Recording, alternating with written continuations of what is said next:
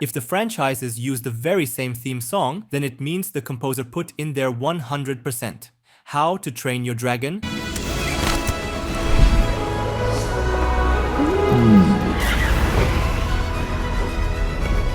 Shrek.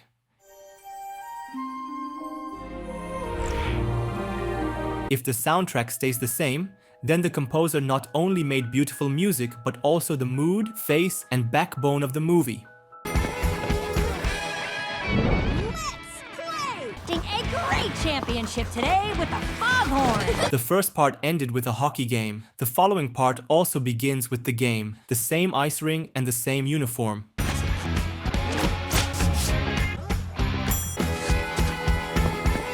We are again shown that Riley's emotions are Riley, cause Joy's steps mirror Riley's. And what's even cooler is how we are shown well-known main characters. You know these kinds of posters when there's a minimum details, but you still recognize who it is and what it is, don't you? It's a design decision to play on the character's fame. You can just show the number and people will recognize that's Shrek. Show his head with crown and done. Whether show half of his face, people remember the first movie and be like, ah yeah right. Or here we are only shown elements of clothing, just a hand, and we are already losing our minds. Exceptional. Ta-da! Yum. And not just because she's Done. You can turn off the movie now. That's the gist. These 2 seconds describe the whole point of the movie. Joy's only saying good things about Riley, but we see how bad is the food. However, Riley still firmly believes that she is good and the best. You will understand what I mean. Riley is still exceptional. Ta-da! She's the top of her class. She's also really kind. She got very tall. We grow overnight. This is so freaking symbolic. Riley literally grew out of her old emotions. The jumper was actually a showcase of her emotions, so now she needs a jumper with more colors. Get Up and Glow is the best band ever. Chekhov's gun.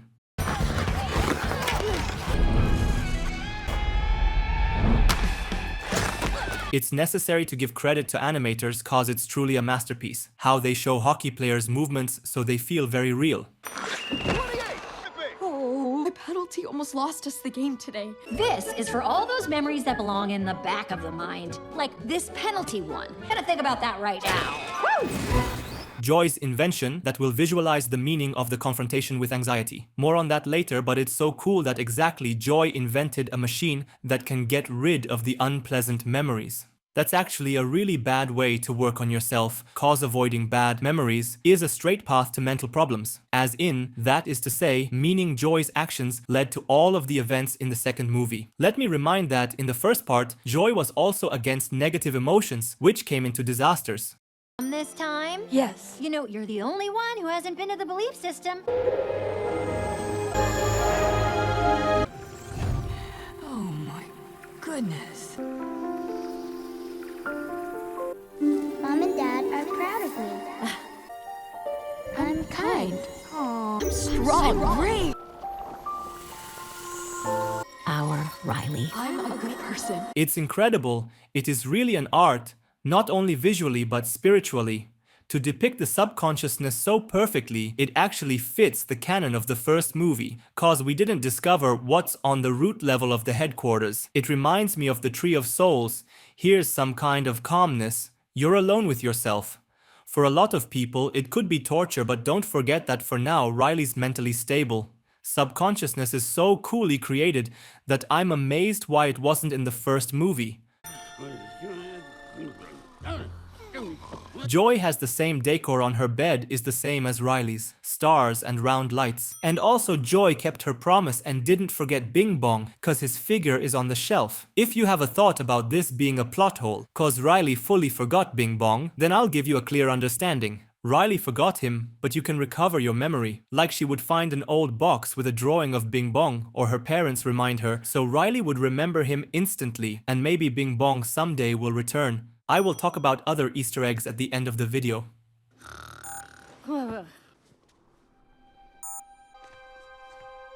Hey guys, what's puberty? It's probably not important. 2 interesting facts that fit into the canon. No one was before the control panel for watching dreams, cause sometimes you don't have dreams. and puberty started blinking in the middle of the night cause during sleep, the brain is also active and actually, a lot of subconscious processes take place when sleeping.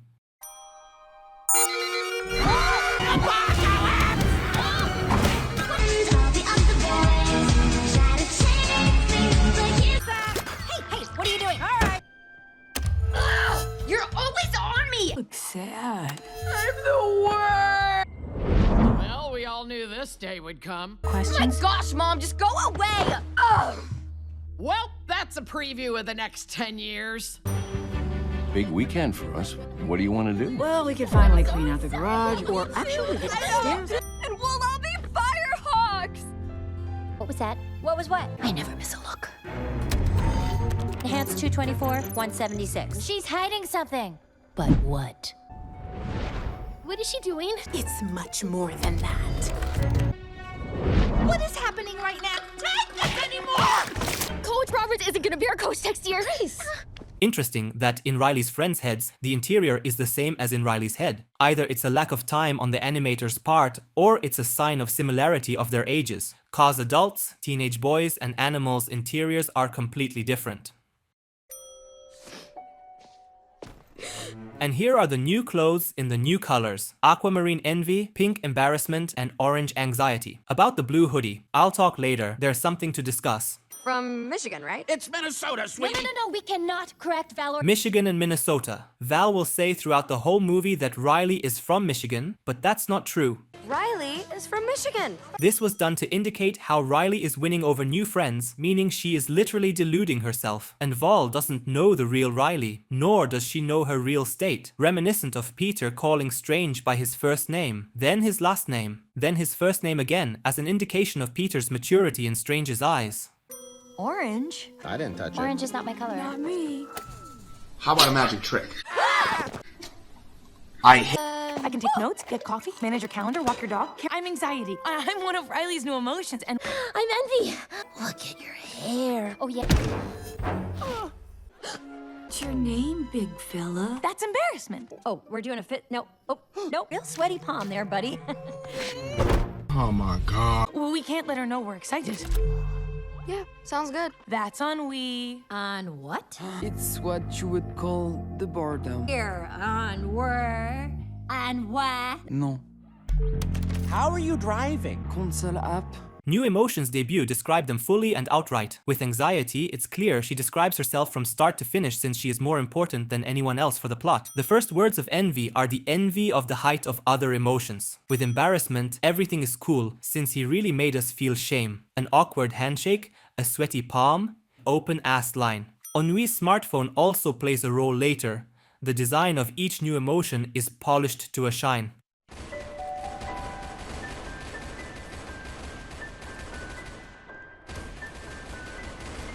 We all have a job to do. Fear protects her from the scary stuff she can see. My job is to protect her from the scary stuff she can't see. That's it. I'll be remembering my personal experience all the time here, cause anxiety in my head takes the main lead. I couldn't describe it to others or even therapists what was happening to me for years. Called it phobia, thought it was fear, or I was going crazy. I came to the word anxiety many years later, but still, it is hard to describe what it is. And in Inside Out, they described it like this. My job is to protect her from the scary stuff she can't see. And it is a perfect description. Anxiety is a fear of something unobvious and far-fetched. Team 1 on the right, team 2 on the left. Val wants us! But we promised Bree and Grace. She made a promise to her friends.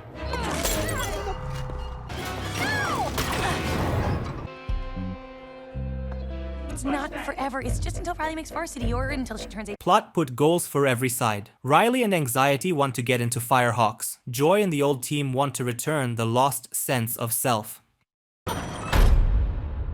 We are suppressed emotions! Denial. Can you say denial?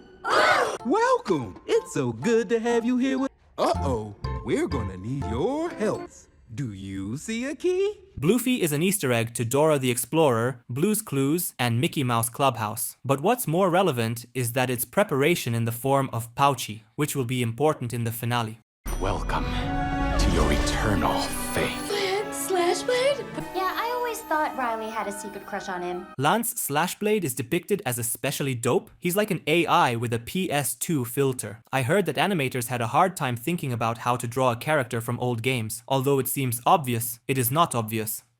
I must be leaving you. You need to escape. Do you have anything that... A frog exploding dynamite. Oh, for crying out loud! Humor in the second part is done differently. It's sharper and more mature. Let's all sing the We Did It song. If in the first movie, it was like this. D-A-N-G-E-R, shortcut. We should not have gone in there. That was dangerous. They really should put up a sign. Then in the second one, it's more teenagery. Open banter at the pouch from Dora, and refusing to sing a song, Joy's nervous laughter, and so on and so forth. Joy. I bet anxiety would have a really good plan. It's funny how the authors hint at the sympathy of similar emotions for each other. Anxiety and fear are very similar, you can see it. Sadness and embarrassment too, so sadness liked embarrassment. Is, follow the stream of consciousness, and Riley will be Riley again. Hey, don't worry so much anymore. I never thought of that before. Then I punt her into the dump. Yep, that's what I was talking about. Humor did become a bit mature. I'm just pondering on how this animation was made. It seems to me that it was drawn and cut by real kids. It is a sport. Guys, it's Val! We have the same idea! How long have you been here? I don't know. Colors will describe Riley's inner world. While anxiety is in charge, she's in an orange uniform under orange light. Firehawks also wear an orange uniform, but not because the whole team is anxious, but because when Riley was choosing teams, she chose anxiety's side, and her old friends remained in white clothes, which simply signifies neutrality in the plot. They did not influence Riley in any way. The friends merely function as a plot device, everything shown from Riley's perspective.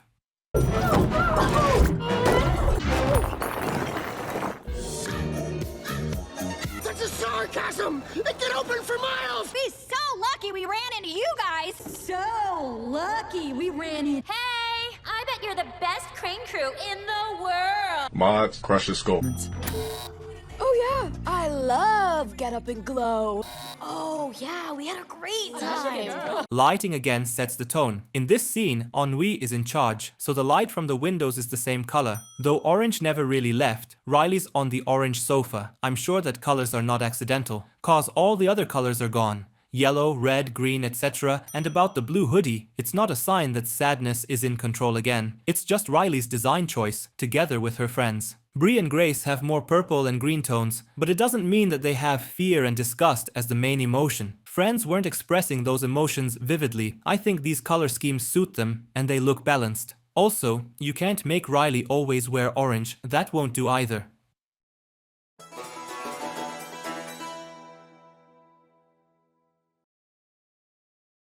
Abandoned broccoli!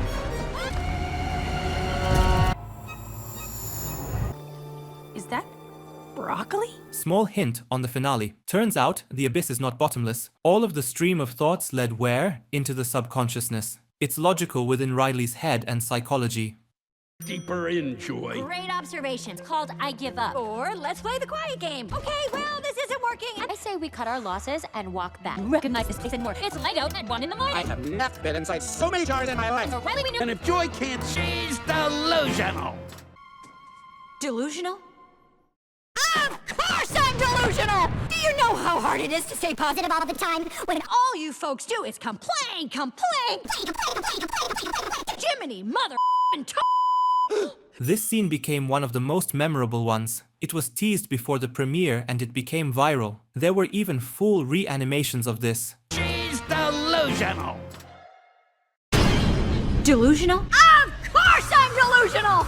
Do you know how hard it is to stay positive all the So many memes. Delusional?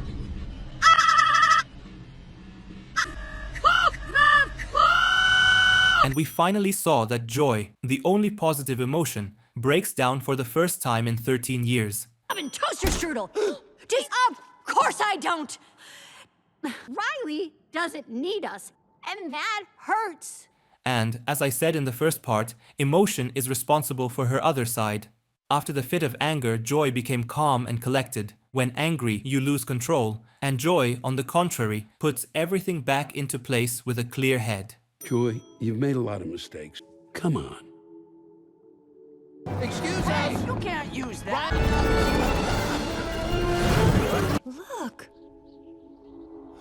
People didn't like how the second part fully copies the first. As in, emotions are outside of headquarters and looking for a way back. But I see it differently. After all, in the first part, the emotions disappeared not on their own accord, and those remaining tried to return them. In the second movie, there is a specific and conscious confrontation. The emotions remaining in the headquarters consciously and intentionally kicked out the old emotions, not wanting to return them. It is the roots of this conflict that are different in level from the first film. And as it seems to me, on the contrary, it is cool to finally see fear, anger, and disgust in action. Because in the first part, they mostly sat AFK and were only a reason for the timer with an escape from home. What? I can't always be the rage guy. In the second part, they have much more screen time and disclosure. It was anger who figured out how to rise to the top. Paying attention? No. Embarrassment? Well, this is embarrassment. Oh.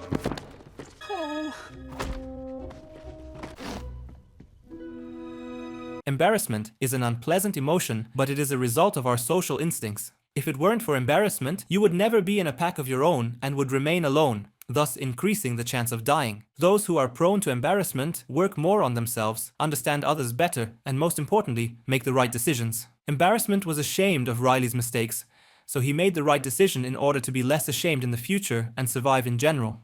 Alright guys, it's gonna be a long night. So let's get the team ready. Now this point will be understood only by those who have worked a lot with anxiety. It is not just a gag that anxiety is prone to drink energy drinks and coffee because she is all on edge. Caffeine raises blood pressure, which literally increases your anxiety level. Your heart rate increases and your body works at a different pace. If you have problems with anxiety, then eliminate caffeine. And those who calmly drink energy drinks without consequences, consider this as a great gift. Imagination Land! Whoa, this place has changed. Mount Rushmore. Oh, Fort Pillarton's still here. Now's the time to send up every possible thing that could go wrong. Oh no, they're using Riley's imagination against her. The whole scene with the Imagination Land is a direct demonstration of how the consciousness of a teenager changes, and the connection of imagination with anxiety is just pure truth. Now's the time to send up every possible thing that could go wrong. Her phrase is again a perfect description of how anxiety works. It's sad to see how a positive place from the first part turned into a living hell in the second. To the parade of future careers! A pastry chef, Underpaid! Art teacher! Underappreciated! Musicologist! Supreme Court Justice! Did you notice that each profession of each balloon was emphasized? Except for one? The astronaut.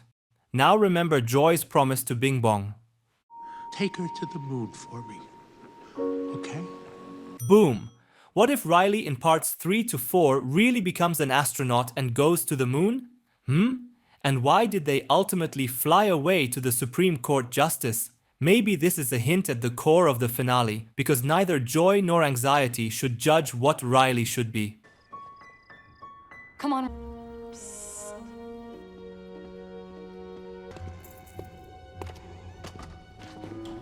Again, our guiding light. Security with an orange light is looking for an imposter that is hiding in a blue light, and the color here is clearly blue, which is different from the blue-purple ennui color in the sleepover scene.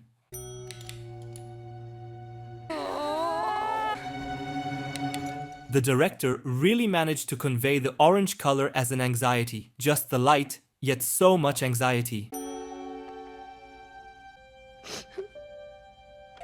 Sadness? Bella, my phone? Where is my phone? Gunshot. Ennui's smartphone played its role. Which means we're gonna need ideas. Lots of them. We can't let these bad ideas get to Riley! Every detail is important. Even these sticks designed to hold balloons became the instrument to destroy ideas. The sense of self is just on top of that mount. We keep the best, toss the rest! Whew. There it is! I'm a good person. I'm not good enough. Not good enough. It's symbolic of how Joy climbs the mountain of her own sins. This mountain is as great as the mistakes Joy made in her methods. The sense of self that lies at the top of this mountain is deceptive. Riley isn't a good person, but that's not bad either. All these memories of bad deeds and wrong decisions are direct proof that the belief I am a good person is wrong. At the beginning of the movie, we are told that Riley is the best in her class, and here she gets a failing grade. The old sense of self lies at the top of bad memories, just as the new model of anxiety-driven sense of self stands at the top of bad memories. Both joy and anxiety deceive themselves. As a result, both models will turn out to be wrong.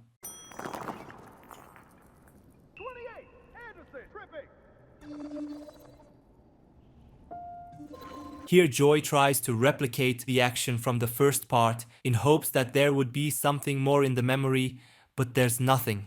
There was a brief pause, but nothing happened. There's no catch, no secret. Riley just messed up, period. I have an idea. Bouchie! A rubber duck? No time! Don't you have like a jetpack or a plane? Do you think I have everything in here? But we're gonna need a lot more dynamite. You know what? Good luck. Chekhov's gun worked hard again. Of bad memories back to headquarters. And how do we keep the bad memories from forming bad beliefs? These are very important words from Disgust. The point of the plan with dynamite isn't just to blow up the mountain and ride the wave of memories home. The point is the decision. Are they ready to return all those bad memories to Riley? And not just remember them as usual, but specifically into the subconscious, from which Riley's future personality will form. This is what Joy and the whole team are trying to decide right now.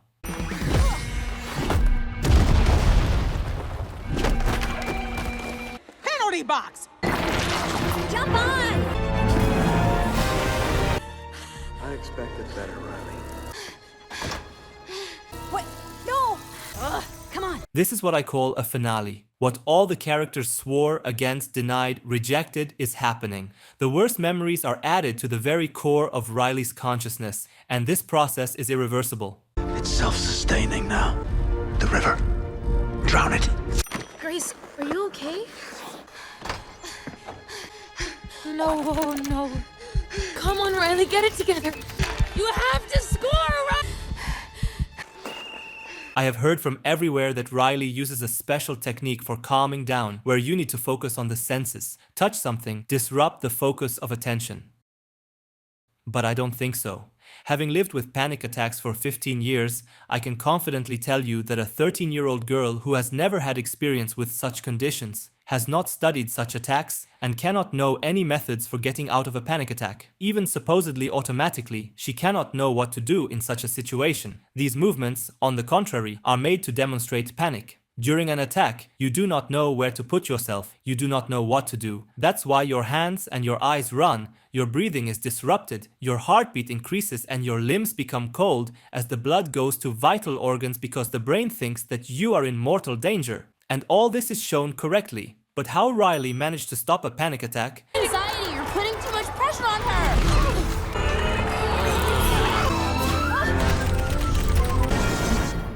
Anxiety, stop!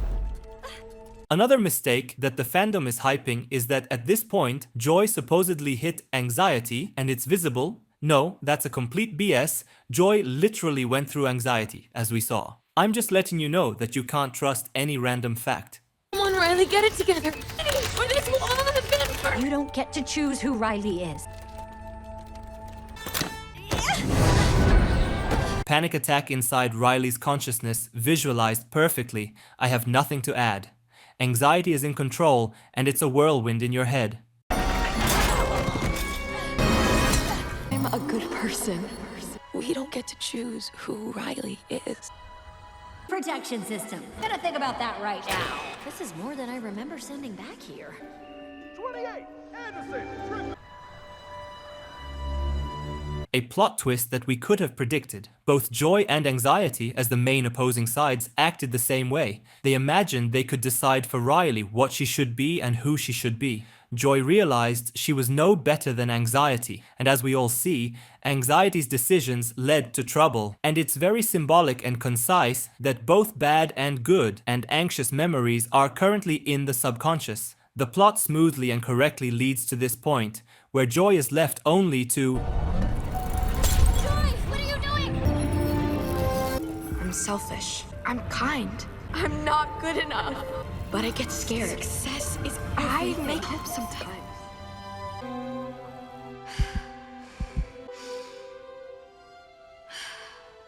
you okay? Another plot twist. Joy gave up what she had been striving for all movie. Yes, that very trick, to make it so that by the end of the story, the protagonist's goal no longer makes sense. But it's slightly different here, since Joy's goal hasn't actually changed. Yes, the goal of returning the old sense of self is no longer needed, but Joy realizes something else. Her goal is to make Riley happy, and for that, she'll have to give up the old sense of self. This is a really important detail, to clearly recognize one's goals.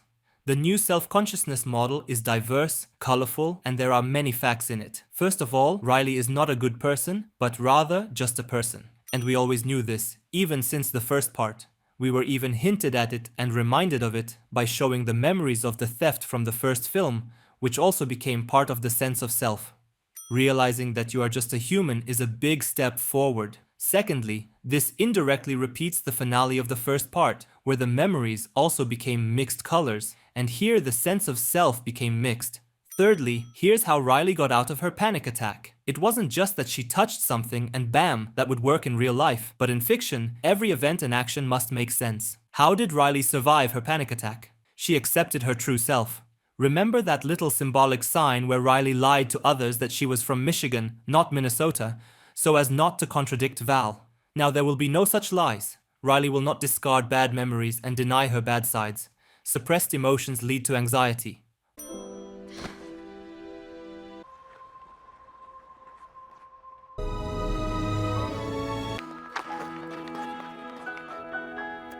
Light. It's yellow. Hey, Minnesota. How long are you gonna stare at your phone? Minnesota, not Michigan now. And what happens if we don't become a fire Hawkwell? And we die alone? Okay, but what can we control? Well, I already mentioned pressure and caffeine, so tea can help to reduce arterial pressure, hence calming you down. But it depends on the tea variety. Black rises pressure only slightly and later lowers and calms. Green tea is often said to lower blood pressure, but it all depends on the specific variety because there are a whole bunch of different types of green tea and there's white, red and blue tea too. So it's all rather ambiguous. Check the variety you're drinking. I love our girl. She's super smart, but she can be a little sarcastic from time to time. She can do the wrong thing. She can be too hard on herself. Every messy, beautiful piece of her. Mirroring the intro from the beginning, before Joy introduced Riley as super cool, the very best girl in the world. And now, mistakes, successes, conflicts. Riley is just a person, like the all of us. And now, Easter eggs. Toy Story binoculars. Riley also likes 4-Town from Turning Red. The elevator melody is reminding of the title theme of the cartoon Up.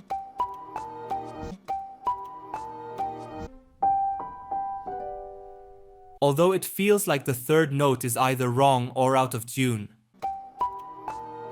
A little more about the bedchambers of emotions. Joy has a Pizza Planet truck figurine. Fear has a bunch of nightlights to keep him from being scared and a fire detector to give him peace of mind. Anger also has a fire extinguisher, but more for himself.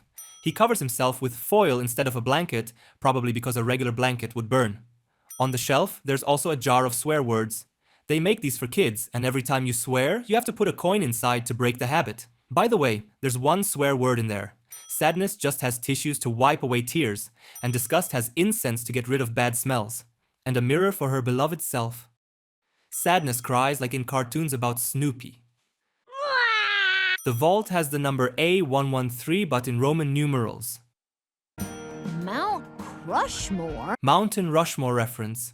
Jordan from short film mentioned. Lance Slashblade again. And these two I didn't get. I thought they are from 4-Town, but this dude is with a hat, so I don't know. Meme with a girl and a guy reference. And this chair thrown at the monitor is a reference to an old Apple commercial.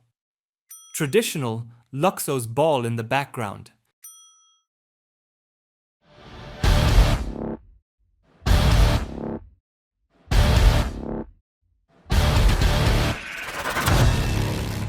Every messy, beautiful piece of her.